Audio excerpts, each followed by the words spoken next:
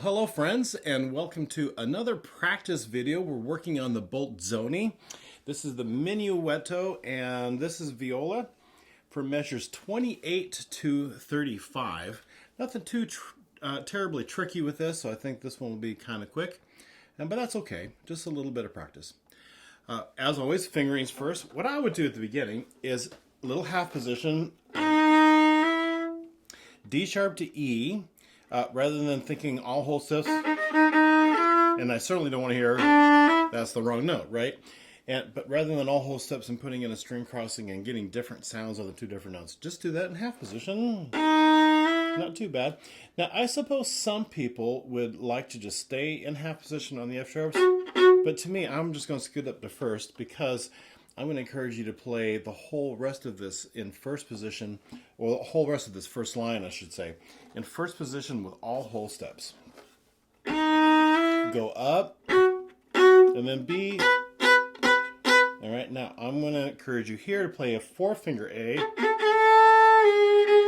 rather than an open A with a third finger, because you're getting two different sounds. So the A on the D string is a different sound than the open A.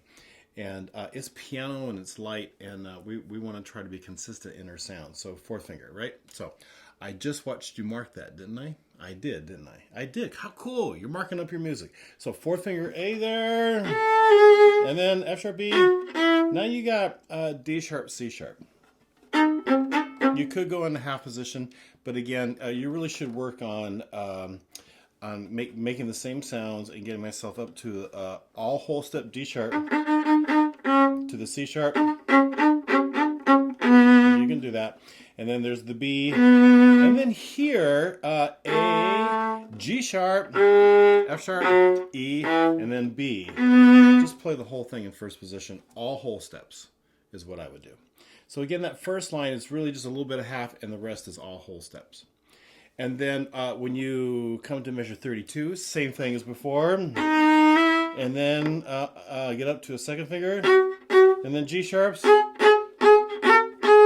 Right? There you go.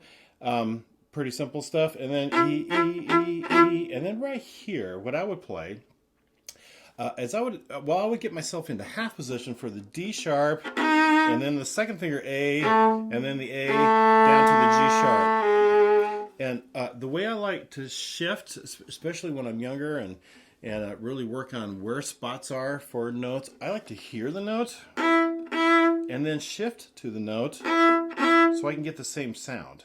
Right? Then I know I've missed it. I know I missed it, right? Same sound. So on beat 1, I would play first fingers. Beat 2, I would play a second finger.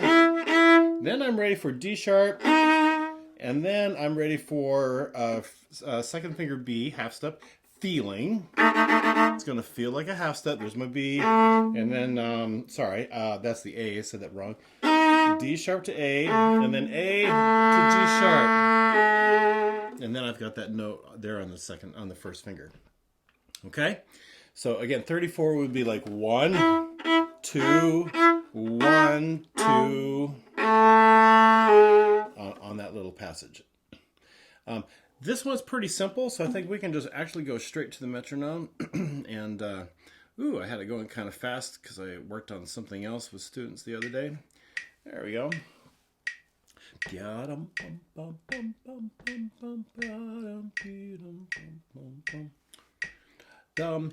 da da da da. I think I can do that. Here we go. 1 and 2, and here we go. And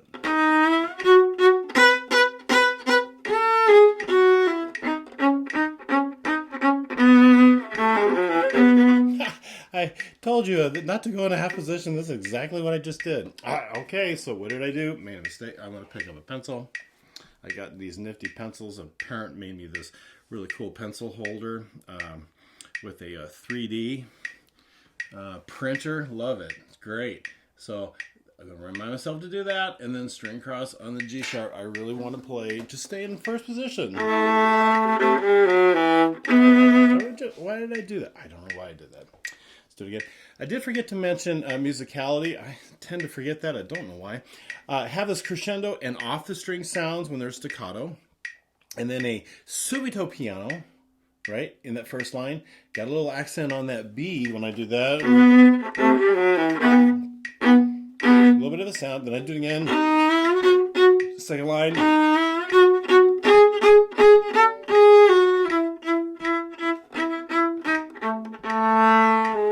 All right. And it has a rallentando, so again, watch your director and really pay attention. And you can actually just memorize some of these rallentando licks at the end, right? You just E, right? And then think E, E, there's D sharp, A, and just look at your director.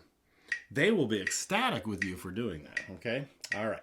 I won't go in half position. I'll stay in first position. Practice again. Here we go. 28. 1, 2, and here we go.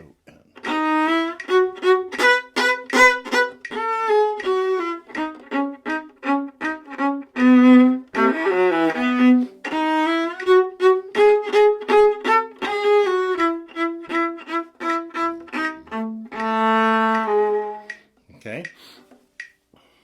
I don't like my sound right there. I'm going to have to practice that to get a nice string crossing from the A to the G sharp.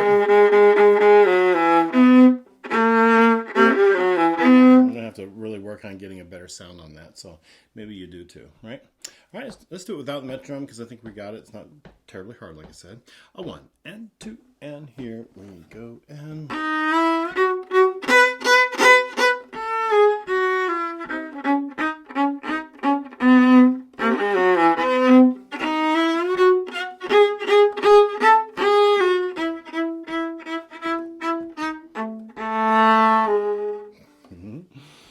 I'm looking at you to remind you. Look at me right there. Memorize that last little measure. 1, 2, right, and then D sharp, and then A, and then A. I really like that.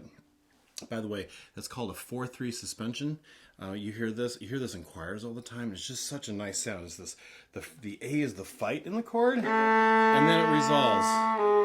And we love that sound. It's just a great sound. Let's do it again. 1 and 2, and here we go. And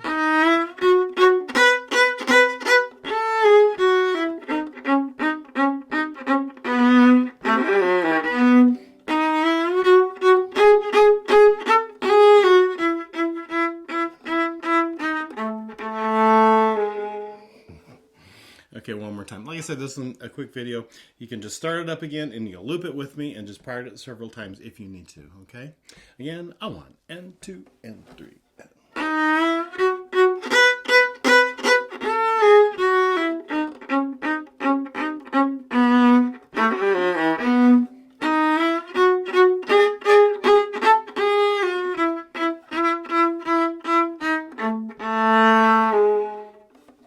Thanks for practicing with me, and hit subscribe. I enjoy spending this time with you. All right, see you in the next one.